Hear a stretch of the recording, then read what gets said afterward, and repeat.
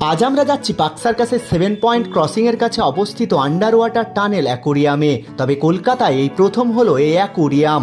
প্রথমে ঢুকেই দেখলাম একপাশে অ্যাকোরিয়ামে রয়েছে বিভিন্ন ধরনের মাছ। কিছুটা গিয়েই অবাক হয়ে গেলাম, অনেকটা দুবাই মলের নিচে অবস্থিত দুবাই অ্যাকোরিয়াম এবং আন্ডার ওয়াটার জুয়ের ধাঁচে তৈরি করা হয়েছে পার্ক সার্কাসের এই টানেল অ্যাকোরিয়ামটি।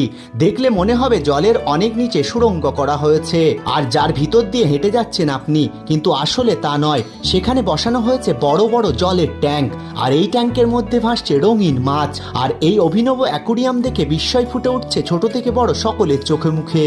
আর এখানে ভিডিও করতে দেখা গেল টেলি অভিনেতা ও ব্লগার সায়ক চক্রবর্তীকেও। অ্যাকোরিয়ামের বাইরে একটা পার্কের মতো করা হয়েছে, রঙিন আলোর মধ্যে নকল হাতি, মৎস্যকন্যা সহ বিভিন্ন জীবজন্তু দিয়ে সাজানো হয়েছে পুরো চত্বরটি। মাত্র 100 টাকায় দেখতে পারবেন অ্যাকোরিয়ামটি। আরও ভিডিও দেখতে সাবিবুর খান ইউটিউব চ্যানেলটি সাবস্ক্রাইব